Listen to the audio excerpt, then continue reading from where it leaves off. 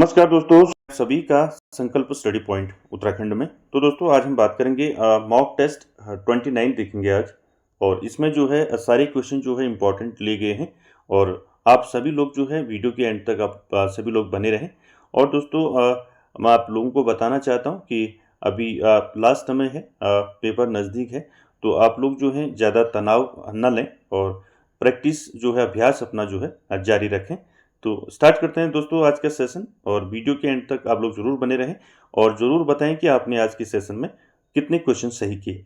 चलिए स्टार्ट करते हैं आज का सेशन। पहला क्वेश्चन देखेंगे दोस्तों। पहला है, देखिए, सीखना जो है व्यवहार में उत्तरोत्तर सामंजस्य की प्रक्रिया है।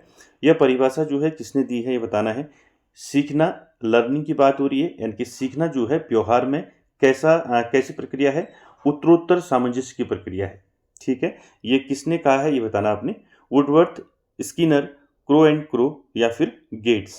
तो पहले का राइट आंसर क्या रहेगा दोस्तों? सीखना व्यवहार में उत्तरोत्तर सामंजस्य की प्रक्रिया है। यह परिभाषा किसने दी है? तो ये परिभाषा दी है आपका स्किनर ने। ठीक है, याद रखें, बी आपका राइट रहेगा।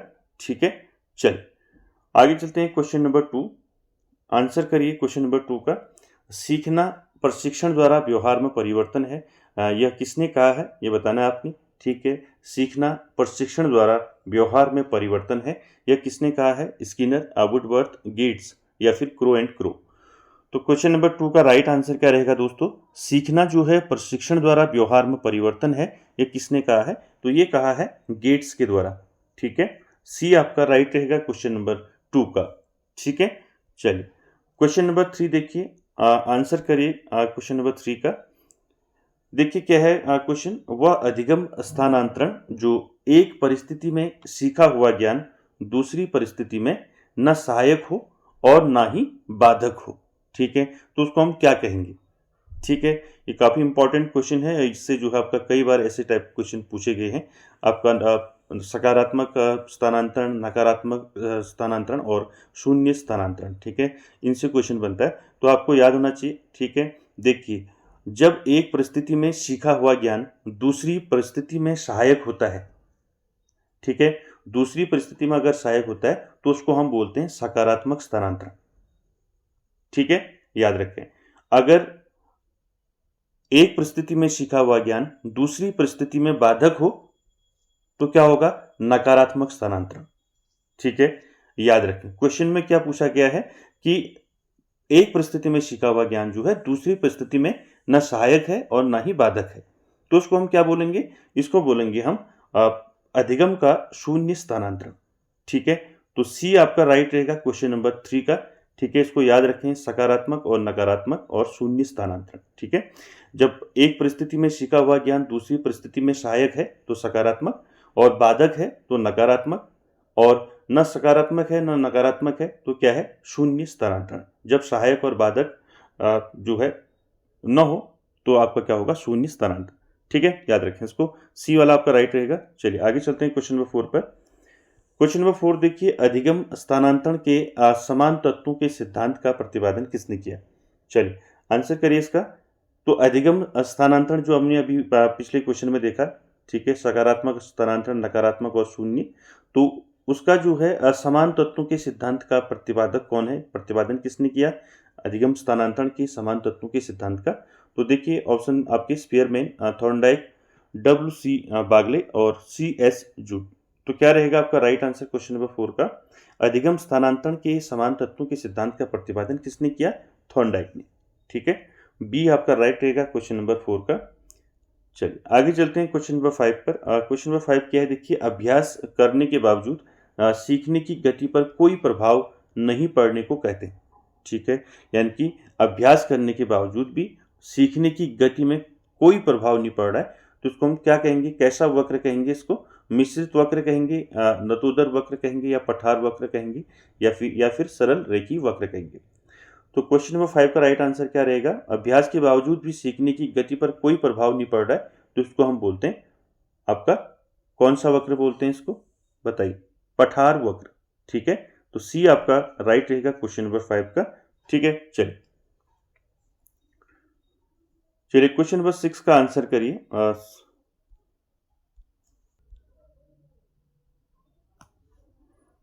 तो क्वेश्चन नंबर 6 की बात करें दोस्तों, क्वेश्चन नंबर 6 है आपका पाठ्यक्रम है। ठीक है, पाठ्यक्रम कैसा है, कैसा चर है पाठ्यक्रम? स्वतंत्र चर है, आश्रित चर है, मध्यस्थ चर है या फिर बाह्य चर है? क्या रहेगा राइट आंसर क्वेश्चन नंबर 6 का, बताइए। तो देखिए पाठ्यक्रम क्या है, पाठ्यक्रम आपका एक क्या है, बताइए। एक आपका मध्यस्थ चर है। ठीक है, मैंने आपको चर बता रखे हैं। ठीक है, कौन कौन से चर होते हैं? देखिए स्वतंत्र चर की बात करें तो स्वतंत्र चर कौन होता है? शिक्षक होता है। ठीक है, याद रखें इसको। स्वतंत्र चर कौन होता है? शिक्षक होता है। आश्रित चर कौन होता है? आश्रित चर होता है विद्यार्थी। ठीक है, आश्रित चर कौन होता है? आश्रित चर होता है विद्यार्थी। ठीक है, और मध्यस्थ चर कौन होता है? पाठ्यक्रम। ये याद रखें, ये आपका पूछा जाता है। ठीक है, तो स्वतंत्र चर आपका शिक्षक, आश्रित चर विद्यार्थी और पाठ्यक्रम कैसा चर? मध्यस्थ चर। ठीक है, याद रखेंगे इसको। तो राइट आंसर आपका सी रहेगा, पाठ्यक्रम क्या है? मध्यस्थ चर है। ठीक है, चलिए क्वेश्चन नंबर 7 का आंसर करिए। आरटी एक्ट 2009 में अध्याय हैं, तो कितने अध्याय हैं आरटी एक्ट 2009 में, ये बताना है आपने। 9, 10, 11 या फिर 7? क्या रहेगा राइट आंसर, बताइए। आरटी एक्ट 2009 में कितने अध्याय हैं? तो राइट आंसर रहेगा दोस्तों 7 अध्याय हैं, इनके 7 अध्याय हैं। आपका डी राइट होगा। ठीक है, अध्याय कितने हैं आपके? 7। अगर आरटी एक्ट में पूछता है कि कितनी धाराएं हैं, ठीक है, धाराएं कितनी हैं, बताइए कितनी धाराएं हैं आरटी एक्ट में? तो धाराएं हैं आपकी 38। ठीक है, याद रखें धाराएं कितनी हैं? 38 है। अध्याय कितने हो गए आपके? 7। और अनुसूची कितनी है? अनुसूची है, एक अनुसूची है। ठीक है, ठीक है, एक क्या है? अनुसूची। इसको याद रखें, एक अनुसूची, धाराएं 38 और अध्याय कितने हैं? 7। ठीक है, इसको याद रखेंगे। चलिए आगे चलते हैं, क्वेश्चन नंबर 8 देखते हैं। क्वेश्चन नंबर 8 क्या है, देखिए। आरटी में जो है, आरटी एक्ट में बाल अधिकारों के संरक्षण के लिए गठित बाल अधिकार संरक्षण आयोग में कितने सदस्य होते हैं, बताइए। देखिए आरटी एक्ट में जो है, जो बाल अधिकारों के संरक्षण के लिए जो है गठित जो आयोग है, बाल अधिकार संरक्षण आयोग। ठीक है, इसमें कितने सदस्य होते हैं ये पूछा आपको। 10, 8, 9, 5। क्या रहेगा राइट आंसर क्वेश्चन नंबर 8 का? तो देखिए बाल अधिकार संरक्षण आयोग में कितने सदस्य होते हैं? तो 8 का राइट आंसर रहेगा दोस्तों 8 सदस्य होते हैं। ठीक है, तो बी आपका राइट रहेगा क्वेश्चन नंबर 8 का। चलिए आगे चलते हैं क्वेश्चन नंबर 9 पर। क्वेश्चन नंबर 9 क्या है, देखिए। संप्रेषण से तात्पर्य सूचना विचारों को एक व्यक्ति से दूसरे व्यक्ति तक पहुंचाना है। यह परिभाषा किसने दी है, बताना आपने। केथ डेविस, रोजर स्किनर या फिर टाइटमैन? तो राइट आंसर क्या रहेगा? तो कम्युनिकेशन से क्या तात्पर्य है? सूचना और या विचारों को एक व्यक्ति से दूसरे व्यक्ति तक पहुंचाना। ये किसने कहा है? तो राइट आंसर क्वेश्चन नंबर 9 का क्या रहेगा? Kth Davis. ठीक है, ये आपका राइट रहेगा क्वेश्चन नंबर 9 का। ठीक है, चलिए क्वेश्चन नंबर 10 देखिए। अभ्यास के बराबर अधिगम की गति बढ़े तो वह वक्र कहलाता है। ठीक है, यानी कि जितना अभ्यास किया जा रहा है उतना ही जो है अधिगम की गति भी बढ़ रही है। तो ऐसा वक्र कैसा, किस प्रकार का वक्र होगा? उन्नतोदर वक्र, नतोदर वक्र, मिश्रित वक्र या फिर सरल रेखीय वक्र? तो बताइए क्या रहेगा इसका आंसर क्वेश्चन नंबर 10 का। देखिए अभ्यास के बराबर जो है अधिगम की गति भी बढ़ रही है, तो ऐसा वक्र कौन सा वक्र होता है? सरल रेखीय वक्र होता है। ठीक है, डी आपका याद रहेगा, डी आपका राइट रहेगा। ठीक है, याद रखें इसको। जब अभ्यास के बराबर अधिगम भी बढ़ता है तो ऐसे वक्र को हम क्या कहते हैं? सरल रेखीय वक्र कहते हैं। ठीक है, चलिए आगे चलते हैं क्वेश्चन नंबर 11 पर। 11 क्या है, देखिए।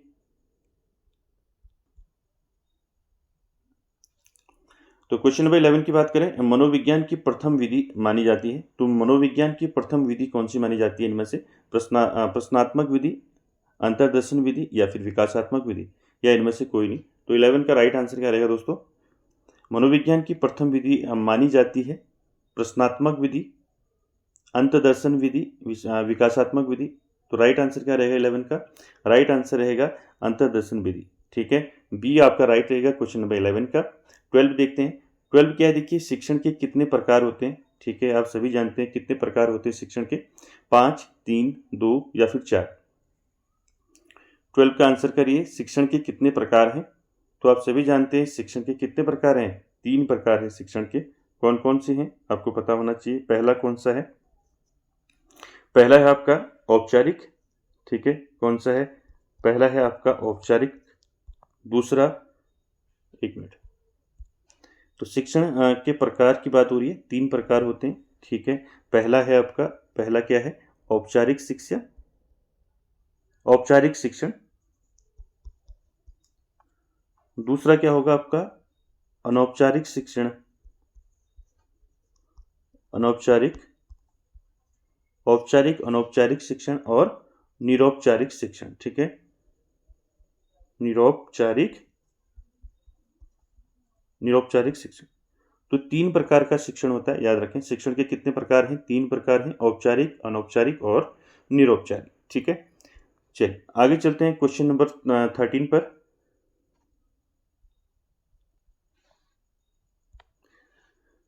क्वेश्चन नंबर 13 की बात करें दोस्तों, 13 क्या है? देखिए, मनुष्य सामाजिक प्राणी है, यदि वह सामाजिक नहीं है तो वह पशु या भगवान है, यह कथन किसने कहा है? ठीक है, बताइए, आपने पढ़ा है कितनी बार? ठीक है, देखिए, मनुष्य सामाजिक प्राणी है, यदि वह सामाजिक नहीं है तो पशु या भगवान है, यह किसने कहा है? दुर्खिम, पेस्टालॉजी, अरस्तु या फिर क्रो एंड क्रो। तो क्वेश्चन नंबर 13 का राइट आंसर क्या रहेगा? राइट आंसर रहेगा मनुष्य एक सामाजिक प्राणी है, ठीक है, यदि वह सामाजिक नहीं है तो वह पशु या भगवान है, ये किसने कहा है? अरस्तु के द्वारा कहा गया है, ठीक है। सी आपका राइट रहेगा क्वेश्चन नंबर 13 का। चलिए क्वेश्चन नंबर 14 का आंसर कीजिए।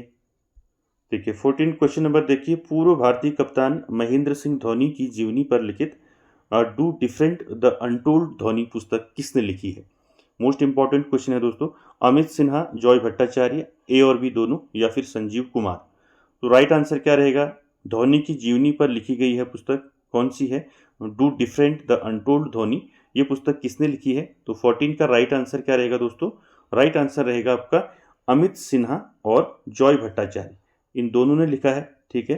तो ए और बी आपका राइट रहेगा, ठीक है, याद रखें। चलिए अगला क्वेश्चन देखिए, क्वेश्चन नंबर 15 की बात करें, क्या है? क्वेश्चन नंबर 15 देखिए, द बाबरी मस्जिद राम मंदिर डेलिमा, ये नामक पुस्तक किसने लिखी है? ये बताना है आपने। पुष्पा भारती, मनोरमा शर्मा, माधव गोडबोले या फिर राकेश पाठक। किसने लिखी है पुस्तक, बताना है कौन है लेखक। द बाबरी मस्जिद राम मंदिर डेलिमा, ये पुस्तक किसने लिखी है? तो राइट आंसर रहेगा क्वेश्चन नंबर 15 का, राइट आंसर रहेगा माधव गोडबोले, ठीक है। तो सी आपका राइट रहेगा क्वेश्चन नंबर 15 का।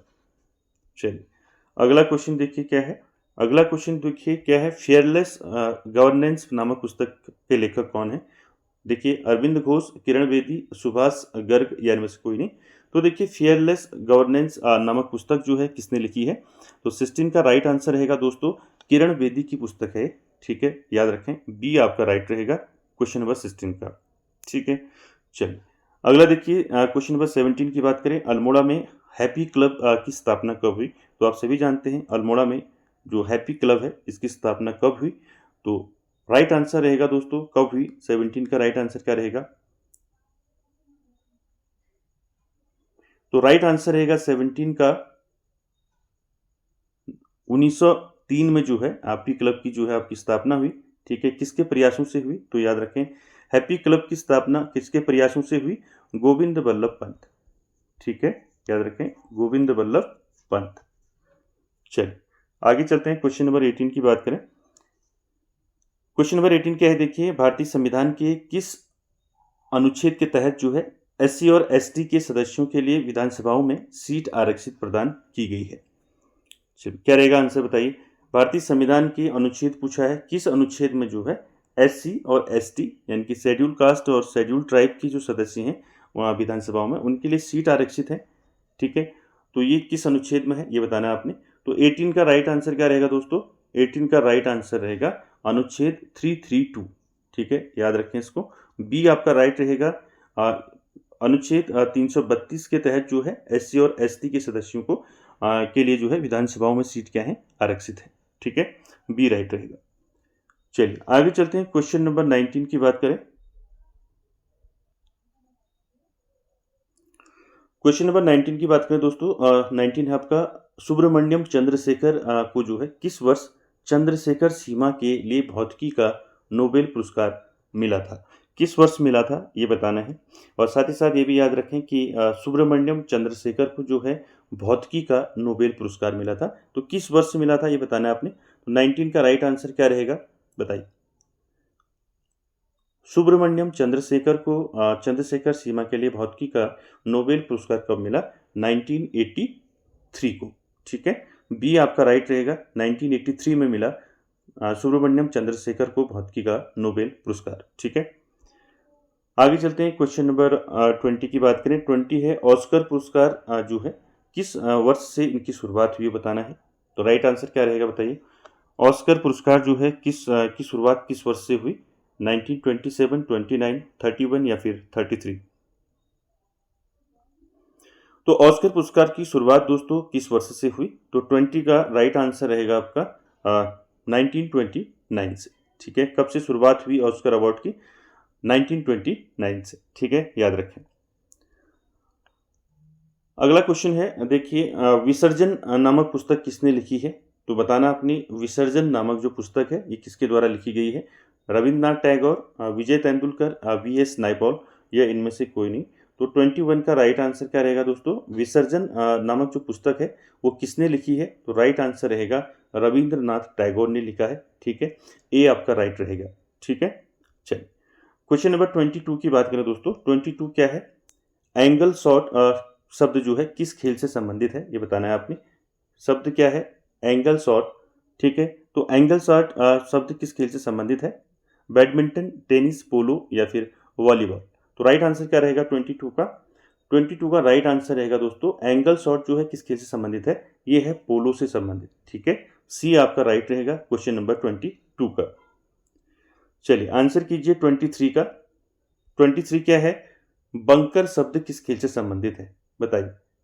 बंकर शब्द जो है किस खेल से संबंधित है? मैंने आपको बताया है इसको। ठीक है, ये क्वेश्चन बंकर शब्द जो है किस खेल से संबंधित है। तो राइट आंसर क्या रहेगा 23 का बताइए।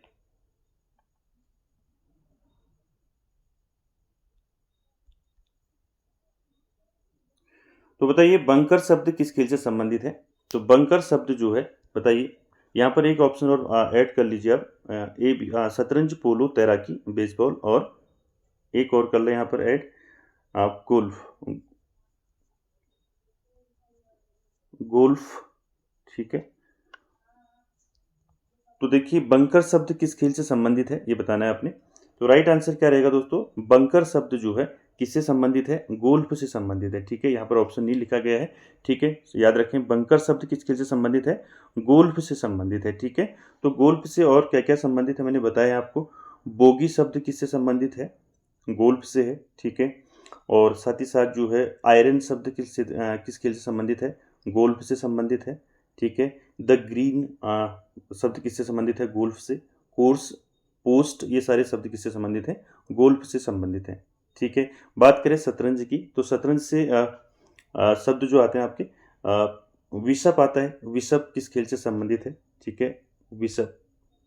ठीक है, इनको एक बार अच्छे से आप देख लें। विशप किस खेल से संबंधित है आपका? शतरंज से। ठीक है, ग्रैंड मास्टर, साथ ही साथ जो है कैसल वर्ड आता है, कैसल, पीसेज, तो ये किससे संबंधित है? शतरंज से संबंधित है। ठीक है, चलिए आगे चलते हैं। क्वेश्चन नंबर 24 देखते हैं। 24 क्या है देखिए, फ्यूरी नामक पुस्तक किसने लिखी है बताइए। फ्यूरी नामक पुस्तक जो है किसने लिखी है? वी.एस. नायपॉल, सलमान रश्दी, मेनका गांधी या फिर विक्रम सेठ। तो राइट आंसर क्या रहेगा दोस्तों क्वेश्चन नंबर 24 का? फ्यूरी नामक पुस्तक किसने लिखी है? तो 24 का राइट आंसर रहेगा किसने लिखी है? तो राइट आंसर रहेगा आपका सलमान रश्दी की पुस्तक है आपका फ्यूरी। ठीक है, याद रखें। अगला क्वेश्चन देखिए, क्वेश्चन क्या है? क्वेश्चन है एसेज ऑन गीता नामक पुस्तक किसने लिखी है बताइए। किसने लिखी है एसेज ऑन गीता? अरविंद घोष, अमृता प्रीतम, कुलदीप नैयर या फिर नीरज चंद्र चौधरी। तो राइट आंसर क्या रहेगा क्वेश्चन नंबर 25 का? एसेज ऑन गीता नामक पुस्तक किसने लिखी है बताइए। 24 का राइट आंसर क्या रहेगा?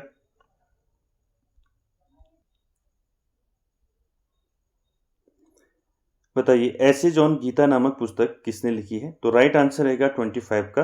तो एसेज ऑन गीता नामक पुस्तक लिखी है अरविंद घोष के द्वारा। ठीक है, ये आपका राइट रहेगा क्वेश्चन नंबर 25 का। ठीक है। तो दोस्तों ये थे आपके 25 क्वेश्चन। आई होप आपको अच्छे लगे होंगे।